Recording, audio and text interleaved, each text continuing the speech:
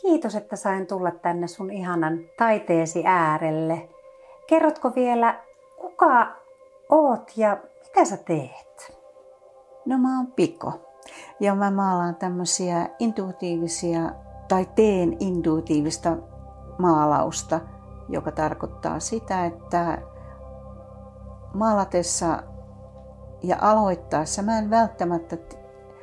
en ole suunnitellut sitä, mitä mä teen. Ja se vaan tulee ja sen mukana tulee tarina ja asia. Ja se on se hieno juttu, mitä mä haluan tehdäkin tällä hetkellä. Eli kun sä aloitat maalaamisensa, niin kun tavallaan sieltä nousee siitä työstä se. Totta, se nousee siitä työstä. Joo. Ja sitten mä en osaa selittää, mutta ehkä mun tekeminen on myös sitä, että kun mä liikuttelen sivellintä tai asioita ja mä jollain tavalla uppoudun siihen työhön niin, että mä en välttämättä edes tarkkaan muista, mitä on tullut sanottua. Ja se tulee vasta selville sitten, kun mä laitan niitä eteenpäin, niitä mun kuviani. Niin, eli maalatessa muodostuu myöskin se tarina. Kyllä. Ja se viesti tavallaan, kyllä, mitä kyllä. se taulu haluaa viestiä. Kyllä. Aika ihanaa. Oi vitsi. Se on ihanaa. No miten kaikki tämä alkoi, tämmöinen näkeminen ja mistä tässä on oikeastaan kysymys? No se alkoi jo hyvin pienenä 5 vanhana. Mä aloin nähdä asioita. Ja sen näkemisen perusteella sitten ilostutin ja ihastutin aikuisia ihmisiä ja muun muassa mun kummitäti oli mahtava tyyppi. Ja sille kertoessani sitten ne otti selvää niistä asioista, miten mä voin puhua sellaista ja sellaista eri vuosituhansien asusteista. Ja ne vaan tuli mun suusta. Mä en osannut sitä tiedostaa enkä ymmärtänyt silloin vielä yhtään mitään tietenkään. Miksi tämä kaikki on sulle niin tärkeää? Maalaaminen ja näkeminen ja... No ensinnäkin sehän on sitä ihanaa käden taidon tuottamista ja tekemistä. Se on käsityötä ja se myös rauhoittaa mielen ja se myös nostattaa suuren ilon välillä, että vähän kumminkin päin ja sen takia se on tärkeää mulle. Mä vaan koen, että se on mun juttu. Mitkä on ollut sulle itselle semmoisia ihmeellisimpiä tapahtumia ja tilanteita?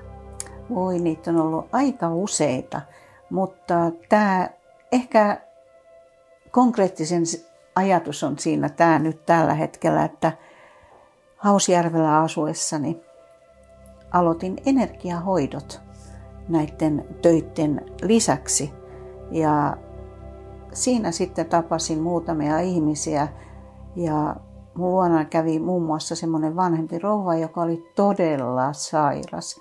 Liikkuminen oli melkein mahdotonta. Hän ei päässyt mitenkään yksin autosta ulos eikä osannut. Se keskittyminen kaikkiin asioihin oli vähän niin kuin hurjan tuntusta. Ja 3 kertaa käytyään, niin hänen oma poikansa tuli kiittämään ja sanoi, että äiti on parantunut lonkkavaivoista.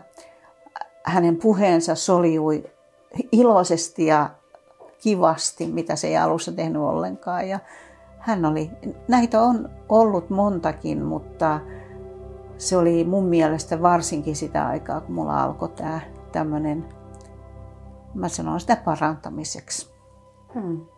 Kyllä. Ja nimenomaan niin kuin energia. Joo, se on energian siirtämistä puhutaan nykyään siitä. Se on varmaan enemmänkin sitä tänä päivänä sanottuna. Ja se pelottava parantamisen sana niin on varmaan nyt ohitettu tässä ajassa. Joo, energiahoitoja.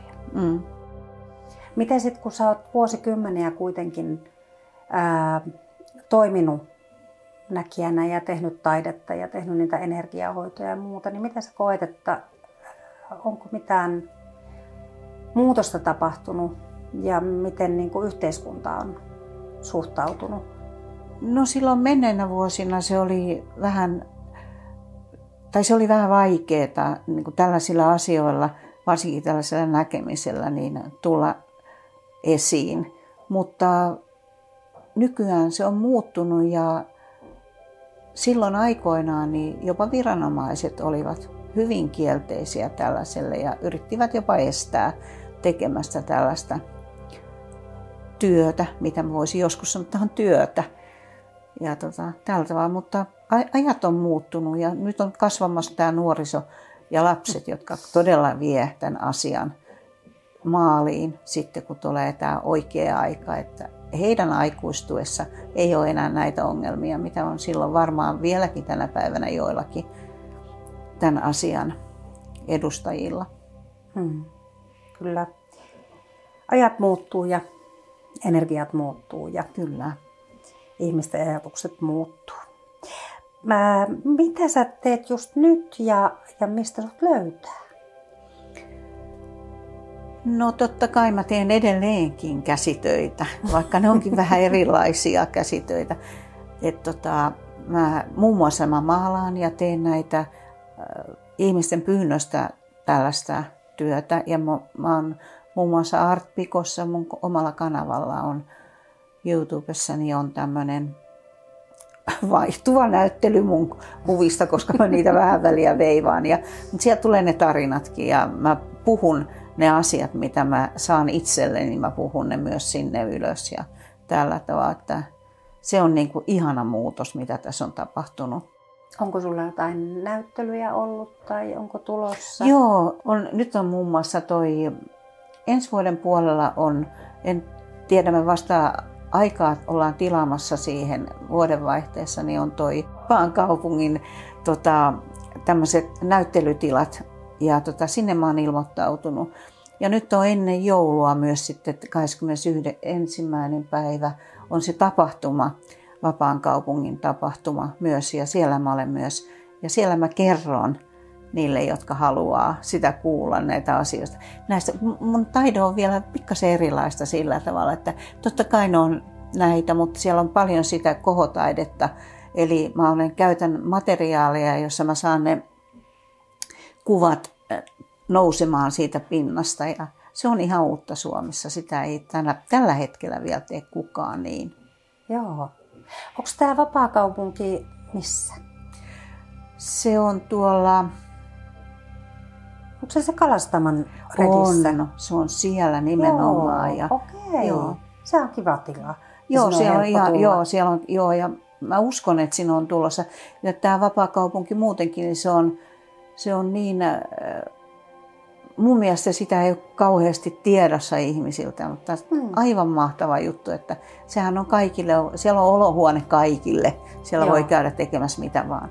Niin se oli mun onni, että mä sinne pääsin. Joo, ihana juttu, kuulostaa hyvältä. Kiitos paljon. Kiitos sulle.